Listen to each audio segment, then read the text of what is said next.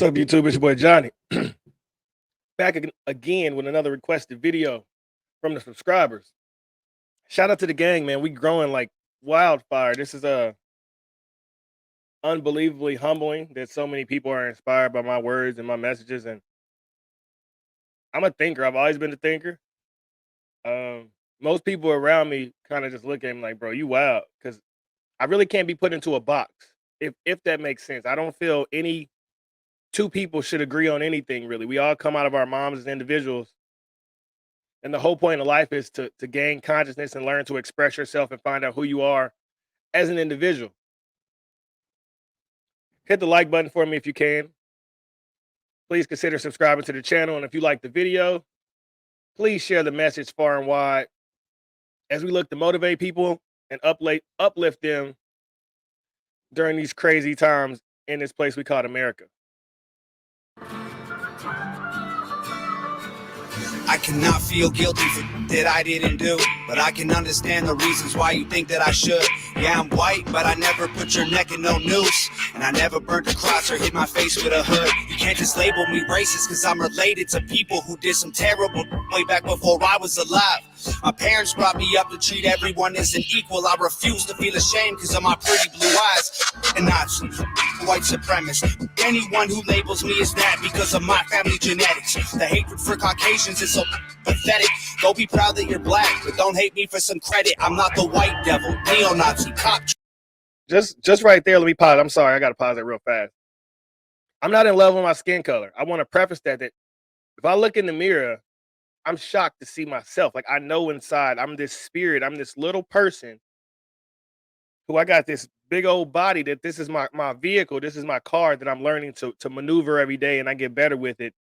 And the whole point of life, I believe, is to gain, mind over body control. Because once you can start doing things out of muscle memory, then you can use that brain power for other things. Like, I had a basketball game last night, and at 16 years old, when I would catch the basketball, I constantly would stop and think, what do I want to do? How do I want to move? And now it's so natural because I've been playing for so long. And that's who we all are. Like, my body doesn't know I'm black, Larry Bird, his brain didn't know that he was a white guy. And if you look, I'll wait and I'll share that knowledge a little more into the video. But a book that I would recommend that talks about all this is Psycho-Cybernetics by Maxwell Maltz. And it talks about your self-image and how you view yourself and how that can control your reality. Trying to pull the trigger. You can call me what you want, but I'd still never say the white race as a whole ain't the enemy. There's racist white people, but we're far from that collectively. And to bring that back real quick, I don't really know if I agree with that whole premise of white people can't say these words and other people can. You got freedom of speech in America just like I do. It's your job as a man to take care of your family and protect yourself. Now, do I think that you should run around calling people derogatory names? No, but also at the same time, it's not my job to tell another individual what to say, do, or think. And I've always felt that if a person can control you with words, then you're a slave to that person. So I don't personally care if you line up 100 million white people and they want to say N-word, N-word, N-word. I know myself. I'm secure in myself. I love myself. I value myself. And as long as you don't put your hands on me, we good, Brody. So I don't really think that in a world where they want to make every white boy grow up and listen to rap music 24/7. I mean, it's kind of, you gonna slip it out once or twice if you at the concert, if you're riding in your car. So that's just another way to mentally control people or to divide and have fear. Cause I can't think of many terms that the world would get upset if I called a white person. I can't think of anything really. If you could think of some terms, let me know in the comments. Say the white race as a whole ain't the enemy. There's racist white people, but we're far from that collectively. White boy, don't say that. White boy, oh you so bad. White boy, you wish you were black. White boy, dear white boy. White boy, white noise. I can't say with my white voice. White boys, white lies. Don't tell me how to see it through my white eyes. If a black man is sipping on some cognac sitting next to me, I don't assume that every black's favorite drink is Hennessy. I don't dislike Tanisha because her first name isn't Stephanie. Not only is that wrong, it's a waste of energy. Ivory or ebony, 45 or 17, we all bleed the same. Martin Luther King or Kennedy. They're angry, I'm reciting the facts. He's white and he raps and stole the culture right from the blacks. Okay, it's fire, but we lit the flame. We siphoning gas. One question. What are the odds that Kennedy, Martin Luther King, Malcolm X, and another Kennedy could all be assassinated in a 10-year period? I think that's when the Great Reset took off right there. We lit the flame, we siphoning gas. So this corny little honky man, the whitey is whack. You letting history perpetuate the hatred within. And then you pay me with the brush you painted slave owners with. Yeah. White boy, don't say that. White boy, oh you so bad. White boy, you wish you were black. White boy, be a white boy. White boy, white noise. I can't say with my white voice. White boys, white lies. Don't tell me how to see it through my white I eyes. got a mother, a father, a sister, an auntie, an uncle, and a grandma that I picture when you're openly hating. And God willing, one day I'll have a kid of my own. I refuse to let you blindly hate my wife or my baby, so go ahead and hate the races. I pray for their extinction. If you want to hate the white people, just make the distinction between the ones who want the best for everyone regardless and the ones who built the system just to smother you with hardship. Stop before you say it. I know what you've been thinking. How's a straight white male in 2018? You're making me the villain by demonizing my race for things I didn't do and decisions I didn't make. No one that I call a friend has ever owned a slave, and neither did our dads or our dads' dads. Sakes acknowledging atrocities were wrongly committed is all that I can offer when I'm wrongly convicted. I would never hate a man for what God gave him in pigments, and I would never plot against him just because he is different. I would never judge a human for the cards he was given or call him lesser than myself because of the race that he's mixed with. White people that you hate aren't your neighbors or lawyers. They're the Rockefellers, Rothschilds, Bushes, and Royals. They're the people who monopolized the water and oil and injected your communities with drugs that they spoiled. Got no patience for Nazis, I think they're better off dead. But fighting hatred with hatred, making the hate more intense. I don't want nothing to do with either side of the fence, so don't blindly attack me for wearing braids on my head. Hate the people who believe you put yourselves in the ghetto. Hate the ones who teach their children you ain't because they said so. Hate the ones who think you're all the same and judge you profusely because the way that you're portrayed on our news and in movies, being white and being racist. And I got a question. Aside from the way that black people are portrayed in the music, in the movies, how does the masses conduct themselves? You know, you can complain about every stereotype there is, but stereotypes are around for a reason. And so it's up to you to defy those stereotypes. It's up to you not to put yourself in a box where someone else can look at you and say, "Oh, you're this. You're just a Cardi B. Oh, you're just going to murder somebody and go to jail." That has nothing to do with white people. It has everything to do with the lack of self-esteem that parents put in their children. Our communities are broken because we're so worried about what the white man says and what the white man does that we never, ever take the time to build on our own. You know, the funniest part about this whole slave thing is that there's always been slavery, like always, always, always.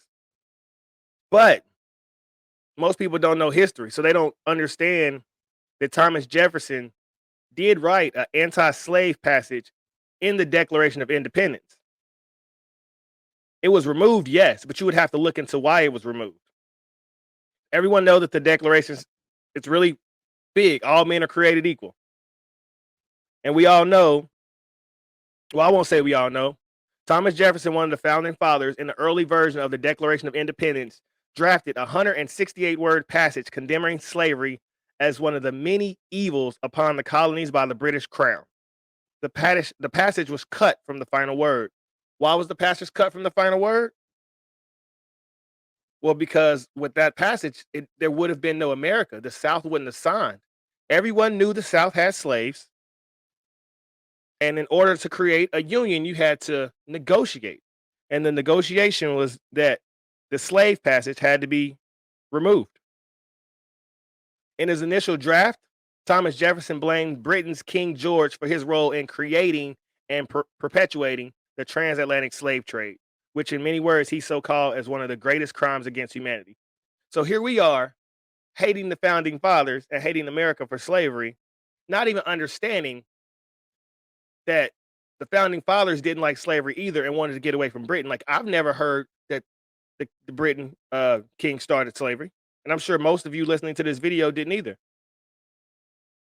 The passage refers to the 1775 proclamation by Britain's Lord Dunmore, which offered freedom to any enslaved person in American colonies who volunteered to serve in the British Army against the Patriots' revolt. The proclamation inspired thousands of enslaved men to seek liberty behind British lines during the Revolutionary War. Whoa. If you were a slave in the Democratic South, you can leave and help the British. Just like if you were a slave in the Democratic South, you can leave and help the North. All of this has been a power play on some. You always been somebody's pawn. We all have been somebody else's pawn. You can look. Wikipedia. Europeans didn't go inside of Africa to get slaves. They stayed on the coast. It was tribes kidnapping other tribes. Or if it was somebody who was committing a lot of crimes and you kidnapped them and you sold them off. Look how wealthy Africa was during the transatlantic slave trade, and look how in poverty Africa is now. The slave trade was extremely profitable for Africa. It's always been an economic system. It's never been based on race. I always say that to try to minute something down to your skin color, it just shows you really don't think at all. And I challenge everyone to go read this anti-slave passage that was removed from the Declaration of Independence. It's not the same, man, I promise. No, it's hard to tell the difference if I'm just being honest. I deserve the chance to show you I'm not part of the problem, and you owe it to yourselves. We got so much in common. White boy, don't say that. White boy, oh you so bad. White boy, you wish you were black. White boy, dear white boy. White boy, white noise. Can't say with a white voice. White boys, white lies. Don't tell me how to see it through my white eyes. White boy, don't say that. White boy, oh you so bad. White boy, you wish you were black. White boy, dear white boy. Isn't it extremely unique how we're all conditioned? Like as growing up as a black kid, I'm conditioned to look at white people and think that they're the enemy, that they're holding me back, that they're in my way, that they do not want me to be successful in life. When I say, man, I've sat down with Josh Hawley, shout out Josh Hawley. I've sat down with Mike Parsons, man. I've met so many Republican politicians that were the nicest guys. And I can say I've met so many Democrat politicians who just did not like that I didn't fall in line and walk lockstep what they say. Democrats have convinced majority of black people, because I don't fall into that boat, that white people are a problem. And I say, if you look at Chicago, Detroit, Kansas City, St. Louis, Oakland, Baltimore, Atlanta, East St. Louis, anywhere where there's a large pocket of black people, what's the homicide rate? What's the poverty rate? And the wildest part is I can show you an image on TV. You go burn down your whole neighborhood and then you got to turn to me for resources. Well, I know who used to give you all your resources, the slave master. So I'm going to take you off of this plantation, because when you out here in the country, you can plant you some seeds and you can get this field growing and you can turn this into something, because everything comes from the land. You, me, my mama, this car right here, this computer, this is all natural source materials. God-given materials, if you ask me. And that's what I don't want you to know. I don't want you to know you can create something with your 2 hands and feet. You dependent on the government, boy. Let me take care of you. This is one of my favorite Malcolm X quotes. And it perfectly explains everything with getting us to look at the other side and blame the other side. And mind you, this is from 1964. They get all the Negro vote. And after they get it, the Negro gets nothing in return. All they did was got to Washington, D.C., give a few big Negroes some jobs, and those big Negroes didn't need jobs. They already had jobs. That's camouflage. That's trickery. And what do we have now? Every time, we get a new Democrat, they move up to Simone Sanders, who was from Bernie Sanders to Joe Biden. They get the same people, the Angela Rye's, the Van Jones. They have no credibility. They have no backbone. And whoever gives them $1, they're going to jump to their side. And yes, sir, master, we agree with you. We do whatever you say. And I couldn't imagine being white. Like I've always said, the hardest thing to me, anyway, from my opinion, is to be felt like my skin color is making me a bad person. As I always say, as a white man, you don't have any advantages in life. Like that's an illusion. And you guys know that, and you're trying to convince the rest of the world to know that, but the rest of the world knows it. It's just a default excuse we can use. I know so many black guys. I got uncles right now, 50, 60 years old, that's still saying, "Oh, the white man holding me back," or "They doing this and that on my job." And I don't feel like any man needs to go work for another man. You are the job. If you're tired of the way you treated, leave. If you don't like the environment, you're not a tree. Get up and move. But I will say, growing up in urban black America, you are conditioned to think white people are the problem for everything. And now that as an adult, I think about it, and the only white people that are in our neighborhoods are white liberals, bringing a progressive policies, using us as a little guinea pigs to try out something new, and then it's wash, rinse, repeat. Try a new policy. Let's see how this goes. Let's see what this does. I personally think that what they say about 2050, America is going to be not not majority non-white, and that's just because the races is mixing. That ain't have nothing to do with the government. That don't have nothing to do with white supremacy. That's just because we humans, and humans naturally mingle. Like, that's like rocket science. You know what I'm saying? But you have to, like I was telling my wife the other day, I was like, it's crazy because white people dislike white people now. Like the things that I can get on camera and say out loud, it's thought provoking, and it sits there and it makes you think. And you can get mad about it, and you can dislike me, but you have to go fact check it yourself to see if I'm right. Now, let a white person say everything I'm saying to other white people, and watch they say he's a white supremacist, he's a Nazi. We want to disconnect from him. That's the problem. It's the problem that white people won't even listen to other white people no more. The white people assume Black Lives Matter is right. Police are killing people. Black people are so oppressed.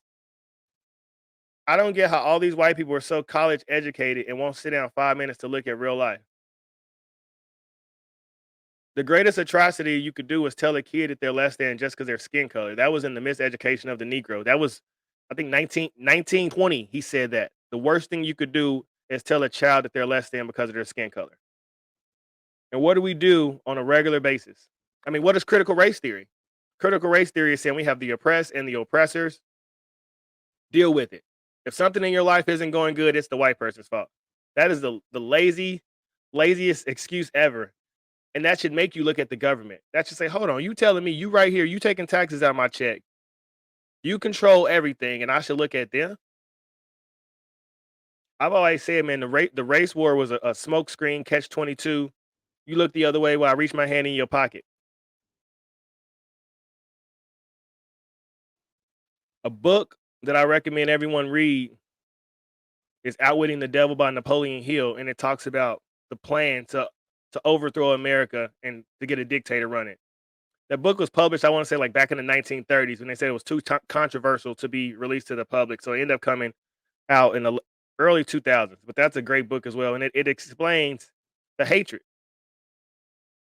for America and for changing our society. And another one is The Wisdom of Psychopaths. A lot of people like that I drop books, and I'm a book reader, man. I gotta understand what's going on in the world, and I want to know how people think. So The Wisdom of Psychopaths by Kevin Dutton really opens your mind, and it keeps you a lot calmer to these reactions. Because and I know society has conditioned black people to be overly emotional. Snap a finger.